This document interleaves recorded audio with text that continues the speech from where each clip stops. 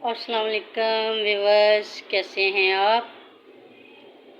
उम्मीद है कि आप सब खैर व खैरियत से होंगे। अल्लाह पाक आपको खैर व खैरियत से रखे, अपनी हिफ्ज़ व अमान में रखे। आप जहाँ भी रहें खुश रहें।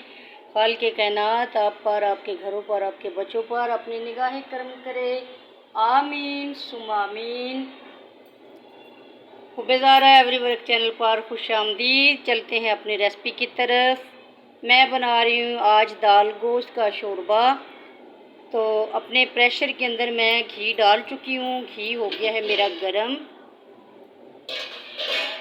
और चिकन है ये मेरे पास 1 kg। इसको मैंने धो के रखा हुआ है अच्छे तरीके से साफ़ करके। आप देख सकते हैं कोई भी इसके पास साथ कोई किसी किस्म का एक्स्ट्रा छिछड़ा वगैरह नहीं है, कोई चर्बी नहीं है। तो इसको मैं करने लगी हूँ फ्राई।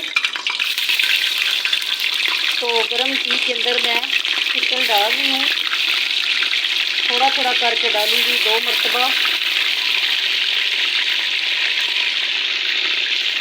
हाफ मैंने डाल दिया है, हाफ बाद में डालूँगी। गोश्त फ्राई हो गया है, इसको मैं निकाल लेती हूँ और इसके बाद बाकी गोश्त इसके अंदर डाल लेती हूँ। तो इस तरीके से ये जब हम गोश्त फ्राई कर लेते हैं तो ये बोटी टूटती भी नहीं है और अंदर तक ये सुर्ख हो जाता है। और हांडी में माशाल्लाह से ये टूटता नहीं है, खुलता नहीं है। 1 बाई 1 बोटी जिस तरीके से आप मर्ज़ी है इसको चमचा हिलाएं, निकालें, या जैसे भी आपको ऐसा फ़ील होगा कि जैसे देसी गोश्त हम खा रहे हैं, देसी मुर्गे का। तो इस तरीके से मैं जब भी हांडी बनाती हूँ, जब भी मैं चिकन बनाती हूँ तो मैं उसको पहले से फ्राई कर लेती हूँ। ये मुझे अच्छा लगता है इस तरह फ्राई करके पकाना, और आप भी इस तरीके से पकाया। गोश्त फ्राई कर चुकी हूँ मैं। अब इसी घी के अंदर मैं डालूँगी प्याज। इसीलिए मैं ज़्यादा घी एक ही मरतबा डाल लेती हूँ कि बाद में उसी घी में सारी हांडी बन जाए। तो इसी के अंदर मैं डालूँगी प्याज। तो जैसे ही प्याज ब्राउन हो जाएंगे तो मैं दोबारा ये गोश्त इसके अंदर डाल दूँगी। प्याज मैं घी के अंदर डाल रही हूँ और इनको कर लेते हैं हम फ्राई।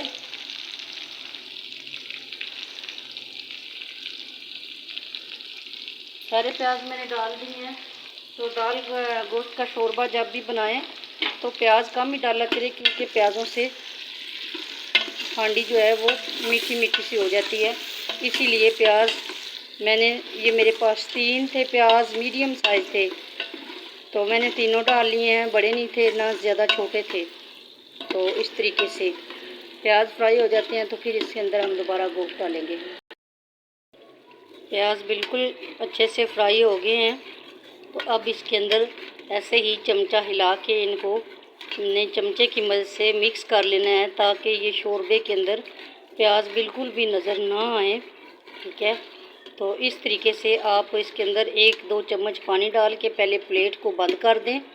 तो जैसे ही प्लेट बंद करेंगे, भाप के अंदर सारे प्याज जो है वो बिल्कुल खामोशी से सो जाएंगे और इस तरीके से वो मतलब कि गल जाएंगे, मिक्स हो जाएंगे।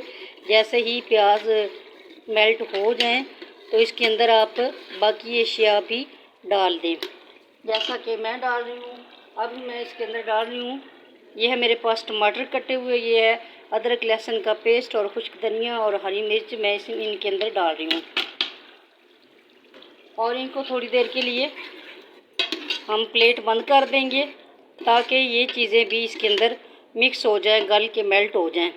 तो इस तरीके से प्याज़ों के अंदर मैंने ये डाल दिए हैं। फ्लेम मेरी हल्की हो गई है और मैंने खुद ही हल्की की है। तो हल्की फ्लेम कर देनी है ताकि ये गल जाए। कहते हैं ना कि जितना भी हल्की फ्लेम पे चीज़ बनाएंगे वो ज़्यादा बेस्ट बनेगी। कई चीज़ें ऐसी होती हैं जिनको हम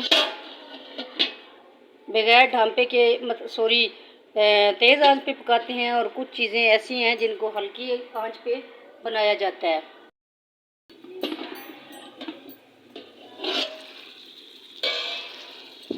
इस तरीके से जी प्याज भी मेल्ट हो गए हैं और टमाटर भी इसके अंदर गल गए हैं, और हरी मिर्च अदरक लहसुन जो है सब कुछ इसके अंदर फ्राई हो गया है।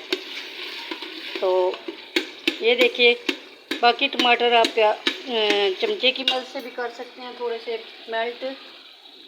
और ये मेरे पास पानी ही जो मैंने दाल में से निकाला है वो इसमें से मैं 2 चम्मच डाल रही हूँ। प्याज टमाटर मेल्ट हो चुके हैं, तो अब मैं दोबारा इसके अंदर डालूँगी गोश्त, क्योंकि मैंने फ्राई करके रखा हुआ है, तो गोश्त मैंने इसके अंदर फिर से डाल दिया है। ठीक है, मैंने इसके अंदर गोश्त डाला है। अब इसके अंदर डालूँगी मैं खुश्क मसाले और उनको भूनूँगी। सबसे पहले 1 टीस्पून हल्दी एंड हाफ टी स्पून, क्योंकि ये बहुत छोटी स्पून है तो इसलिए मुझे थोड़ा ज़्यादा डालनी पड़ती है। तो इसके बाद लाल कश्मीरी मिर्च 1 2 एंड 3, इनको डाल के भून लेंगे। नमक मैंने इसलिए नहीं डाला कि नमक मैं पहले भी डाल चुकी हूँ, गोश्त के अंदर भी और दाल के अंदर भी। अब दोबारा नमक मैं इसके अंदर नहीं डालूँगी और इसको हम अच्छे से भून लेंगे।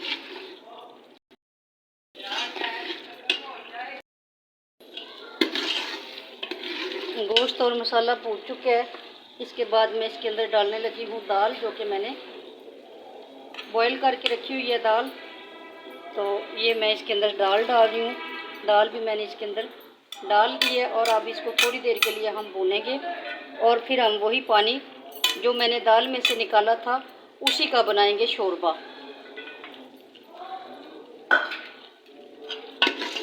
ये देखिए, थोड़ी देर के लिए इसको भून लेते हैं और इसके साथ ही मैं डालूँगी गरम मसाला, जो कि मैंने दरदरा करके रखा हुआ है। तो ये मैं इसके अंदर डाल रही हूँ गरम मसाला।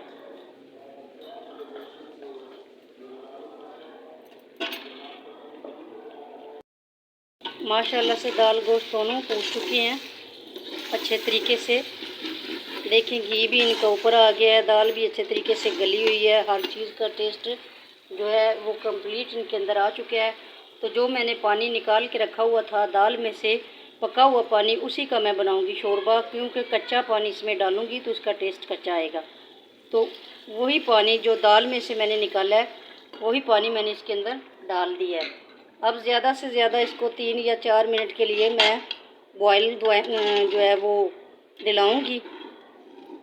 3-4 मिनट तक इसको पकने के लिए रख दूंगी ढाँप के, ताकि इनमें अच्छे तरीके से बॉयल आ जाए।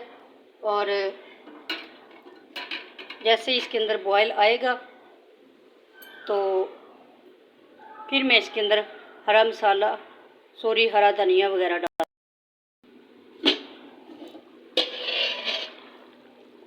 दाल के अंदर माशाल्लाह से बॉयल आ चुके हैं, शोरबा भी पक के रेडी हो गया है बिल्कुल अच्छे तरीके से, जैसे कि परफेक्ट तरीके से दाल गोश्त का शोरबा बनता है, बिल्कुल वैसे ही ये बन के तैयार हुआ है। अब इसके ऊपर मैं डालने लगी हूँ हरा धनिया। इसके अंदर हरा धनिया दाल के अंदर बहुत ही अच्छा टेस्ट देता है, अच्छा लगता है। और जैसा कि अब मौसम हरे धनिया का है, तो आजकल फ्रेश धनिया होता है, खुशबू बहुत अच्छी आती है। तो हरा धनिया इसके अंदर मैंने डाल दिया है। तो माशाल्लाह से देखिए, अभी मैं आपको बर्तन में भी निकाल के दिखाती हूँ। ये कितनी मज़ेदार, कितनी यूनिक, कितनी अच्छी हांडी बन के तैयार हो गई है। इसी तरीके से आप भी बनाया करें। उम्मीद करती हूँ कि आपको मेरा ये तरीका पसंद आएगा। अगर आपको ये मेरा तरीका पसंद आए तो मेरे चैनल को लाइक करें, शेयर करें, कमेंट करें, सब्सक्राइब करें, बेल आइकन को दबाना मत भूलें। ये आपकी तरफ से प्यार है। अल्लाह पाक ये प्यार सब के दिलों में कायम रखे। आमीन सुम्मा आमीन। तो अभी मैं आपको ये बर्तन में भी निकाल के दिखाती हूँ कि ये किस तरह बन के तैयार हुई। माशाल्लाह से दाल को मैंने बर्तन में डाला है, देखिए आपके सामने ये कितनी मज़ेदार बन के तैयार हुई है। अगर इसमें कोई सिस्टम होता तो मैं आपको इसकी खुशबू, इसका जायका भी आप तक पहुंचा देती। तो ये तो अब मैं ही आपको बताऊंगी कि वो ये कितनी मज़ेदार बन के तैयार हुई है। उम्मीद करती हूँ मेरी रेसिपी आपको पसंद आएगी। तो दाल जो है, इसको आप इस तरीके से दाल बनी हुई हो तो इसको आप चावलों के साथ भी यूज़ कर सकते हैं, इसको आप नान के साथ भी यूज़ कर सकते हैं, इसको आप रोटी के साथ भी यूज़ कर सकते हैं। जिस तरीके से आप खाना चाहें, जो तरीका आपको पसंद हो, जिस चीज़ के साथ आपको पसंद हो, तो इस तरीके से बनी हुई दाल आप खा सकते हैं, इस्तेमाल कर सकते हैं। और उम्मीद है कि आपको ये मेरा तरीका पसंद आएगा। अगर मेरा तरीका पसंद आए मेरे चैनल को लाइक शेयर कमेंट ज़रूर करना और बेल आइकन को दबाना मत भूलना। अल्लाह हाफिज़।